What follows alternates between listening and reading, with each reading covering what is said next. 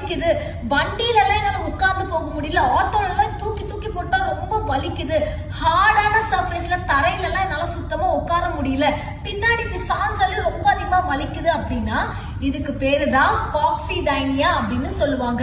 So இங்க பட்டை சுத்தி இருக்கிற மசில்ஸ் எல்லாமே ரொம்ப டைட்டாவோ இல்ல வீக்காவோ இருந்தா கூட நம்மளுக்கு இது போல பெயின் வரும். சோ அதுக்கு நீங்க தேவையான அளவுக்கு ஸ்ட்ரென்த் ட்ரைனிங் எக்ஸசைஸ் கொடுத்துட்டு இந்த பட் மசில்ல சுத்தி இருக்கிற போர்ஷனை நம்ம சப்போர்ட் பண்ணி இம்ப்ரூவ் பண்ணாலே உங்க பெயின் கொஞ்சம் கொஞ்சமா பிரஷர் ரெடியூஸ் பண்றதுக்கு ஹெல்ப் பண்ணும்.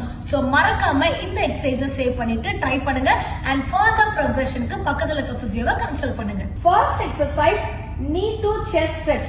சோ உங்களோட ஒரு சைடுல இருக்கிற லெக்கை இந்த மாதிரி பெண்ட் பண்ணிட்டு அண்ட் ரெண்டு கையுமே இந்த மாதிரி தொடைக்கு அடியில பிளேஸ் பண்ணிட்டு டுவர்ட்ஸ் யுவர் செஸ்ட் கொண்டு போயிட்டு ஒரு 10 to 12 செகண்ட்ஸ் ஹோல்ட் பண்ணிட்டு இதையே 2 to 3 செட்ஸ் ரிப்பீட் பண்ணிட்டு வாங்க. Second exercise glute bridge.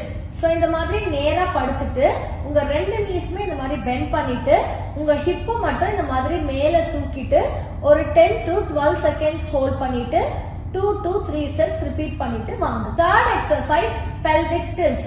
So இந்த மாதிரி ரெண்டு kneesமே bend பண்ணிட்டு உங்களுடைய இந்த pelvis உள்பக்கமா இந்த மாதிரி tilt பண்ணிட்டு ஒரு 20 to 30 செகண்ட்ஸ்க்கு ஹோல்ட் பண்ணிட்டு and then ரிலீஸ் பண்ணுங்க. So இதே போல 2 sets மட்டும் எவ்ரிடே பண்ணிட்டு வாங்க. Fourth exercise child pose. So இந்த மாதிரி ஆங்கிள்ல நீங்க தரையில உட்கார்ந்துட்டு அண்ட் உங்க ரெண்டு கையுமே இந்த மாதிரி ஃபார்வர்ட்ல கொண்டு போயிட்டு நீங்க உங்க நீஸ்ல போயிட்டு உட்கார்ந்துக்க போறீங்க. சோ இதே பொசிஷன்ல பெயின் ஃப்ரீ மூவ்மெண்ட்ல ஒரு 20 to 40 செகண்ட்ஸ்க்கு இந்த பொசிஷனை ஹோல்ட் பண்ணிட்டு 3 to 4 டைம்ஸ் டெய்லி ரிப்பீட் பண்ணி